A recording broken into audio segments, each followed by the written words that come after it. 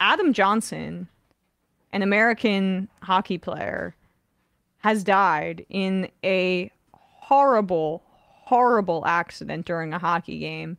He had his throat slit by a skate that, um, while he was skating, the player's leg got kicked up in the air and it slit him in the throat and he died. And I mean, he had previously played for the Pittsburgh Penguins for about a dozen NHL games before, and he was playing in a game in England.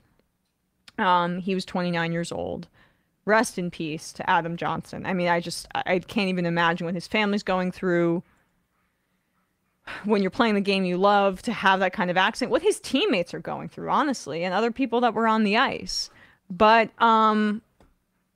with all that said, the bigger story that seems to be unfolding here in terms of like the extrapolation made by right wingers for no reason is that because the player whose skate slit the neck of Johnson is a black man. Obviously, this is an anti-white hate crime. Okay, so these are some of the tweets that our friend Bob Kuttner, who is a writer, sorry, Bob Silverman. Oh my God, Bob Kuttner is a writer at The Prospect. I read his piece earlier today. Forgive me, Bob Silverman, friend of the show, Bob Silverman, kind of put this together here. Some of these tweets that we're seeing. Anti-Semites and far-right grifters have glommed onto the tragic death of Adam Johnson, accusing the player who accidentally collided with him of murder/manslaughter because he's black. So the infamous End Wokeness Twitter account. NHL player Adam Johnson, 29, died on live TV after Matt Petgrave slashed his throat with his skate. Petgrave has a history of bad behavior in the EIHL, including racking up the most penalty minutes, 2022. So they're, essentially saying he's a dirty player. The media quickly has declared it a total accident, but many viewers and expert hockey players are not convinced. What do you think? Slow down clip. We will not play that clip for you. I did watch it. I'll give you my assessment in a second. Keep going. Stu Peters, Matt Petgrave is a straight-up murderer. He literally roundhouse kicks this guy with his skate, slashing his throat and killing him on ice. Again, that is incredibly irresponsible to say. Keep going. He needs to be charged with manslaughter, says Elijah Schaefer. That's sicko. And then Ian Miles Chong. This should be manslaughter at the minimum. Matt Petgrave clearly knew what he was doing. So a lot of these, folks on Twitter like to moonlight, I guess, as investigators of murders. Hockey experts. Yeah, and also hockey experts. Ian Miles Chong, where does he reside? I believe he lives in Malaysia, last time I checked. Okay, so Malaysian hockey expert Ian Miles Chong believes that this is manslaughter at the minimum. Now, the video is very graphic. I would not ever play this on a live stream. And from what I've seen, you don't see really the aftermath, but you do see the slicing of the neck. And my assessment of the video is this. In what you see is that potentially Petgrave here is trying to do what is called a dirty play, a slew foot, okay? So he's checking another player. He's using his foot to make contact and drag beneath the opposing player's foot, which trips them. It's considered dirty because it's unexpected. The player can fall in an awkward position, really hurt themselves. But honestly, it does happen a good amount in hockey, slew footing. You can look up many compilations of NHL players doing the exact same thing, where you basically sweep out the player's foot from under them with your own leg. And it seemed like when Petgrave was checking this player that was not Adam Johnson, that he kicked his leg out and missed. And the momentum led his leg backward into the throat of Adam Johnson.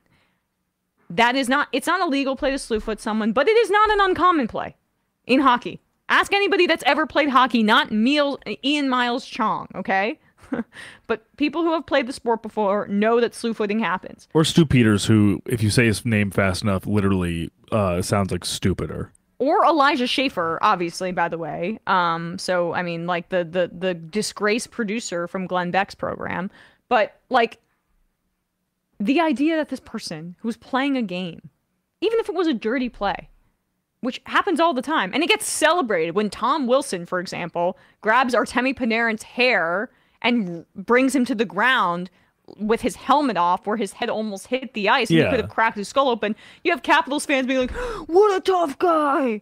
What an awesome guy. I'm saying that because I'm a Rangers fan, but like that comes to mind. There's a ton of dirty players in hockey, but it's a black guy now. Manslaughter. And also those moments where the Capitals fans might be celebrating, or any kind of like, dirty player or player who kind of gets into those types of situations, the luck, and I don't mean to be I'm not trying to be flippant when I say this, but truly, like, the luck is on their side in that moment. Like, Tom Wilson didn't slam Artemi Panarin's head hard enough into the ice for him to die, or for him to experience severe brain damage. Right. Like, there'd be a significant difference in the tenor of those reactions if that were the case. These are like kind of knife's edge probability moments that in that moment, even as you said, even if we're granting that it's most likely a inadvisable dirty play to begin with, for that exact angle, the exact speed,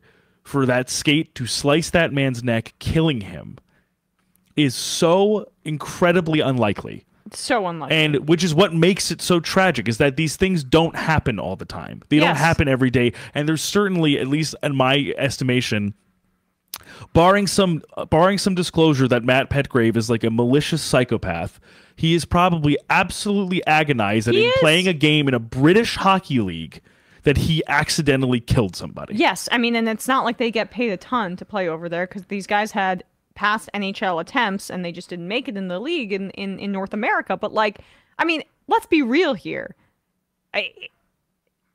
There is absolutely no justification for this wild speculation on social media except racism. There's just no way to square that. And like, I'm also not even going to say fully that it is a slew foot, that it was a dirty play, because that's just my assessment from watching this grainy footage at a very slow speed on social media.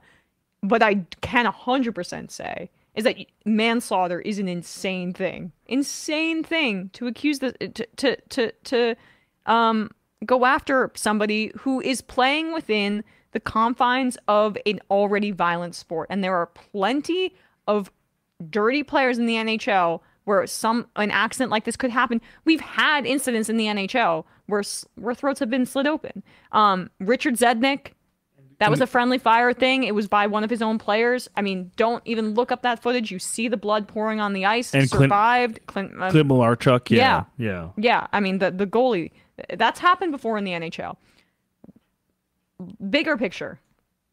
And those guys could have, and again, not to be too grim about this, but those guys absolutely could have died as well. 100%. If the angle of the skate is different, if the approach from the person, if the accidental motion is any different and cuts a different area, that person is dead. Exactly. And we're not saying, and there was no, I don't think there was anyone thinking that there was any more malice ascribed to those plays by someone where one of the incidents, as you're saying, with Zednik was literally his own teammate that people would be calling necessarily, or I can't imagine, I obviously can't prove this to be true, but I cannot imagine that Ian Miles Chong and Stu Peters and Elijah Schaefer and the End Wokeness Twitter account would be saying that should be treated as manslaughter if a white teammate did it to his other white teammate. Of course. By accident. Absolutely. Very clearly by accident. Of course they wouldn't. Of course they wouldn't. They are, there to spread racist propaganda and assign harassment to people, or not assign it, I should say, engender harassment towards people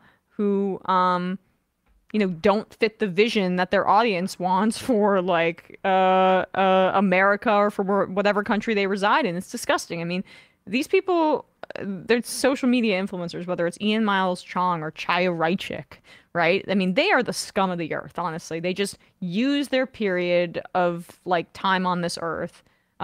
This is just grist for the mill, as you're saying. To be paid guns on the internet to dox random people and direct harassment towards them for things that they don't deserve harassment towards. So, like, I don't care if this guy was a dirty player.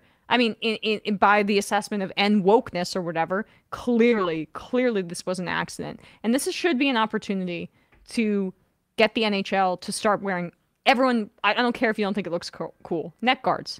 And 100%. I mean, Absolutely. I've always said that NHL players should wear those fishbowl masks so that their face doesn't get slit open. But at the very least, protect the neck, which is one of the softest areas of your body and the most vulnerable areas of your body from skates, which could sharp, like sharp. as we've seen Yes. in this very instance, how they actually fatal that can be. it is unbelievable. Like the only reason that the NFL changed its stripes slightly was because there was litigation on concussions. And they now have these Guardian helmets in practice, which is a good step forward. But it's still not enough, but a good step forward. And they are working to mitigate concussions because they were forced to. They were never going to do it until they were forced to. The NHL's got to be forced because an incident like this, if they don't change, will happen in the NHL. And it's like a matter of time, honestly. And like, the question also, it begs the question, like, as a league, does the NHL want to like potentially just wait for that to force their hand? But that's what these stupid, arrogant organizations that are make millions of dollars, and the NHL less so than the NFL. That's what they act like. They are reactive as opposed to proactive. So I'm so sorry for the family here of Johnson. There's just no... Yeah, it's unimaginable. Unbearable. But let's keep our eye on the prize here and make it so this game is safer because it is a beautiful game. And so hopefully, as you said, that if preemptive measures could actually be taken and if the NHL could actually do what they can to prioritize the safety, even for unlikely cases of something like this happen, so that the fate that befell Adam Johnson at this moment can never happen again.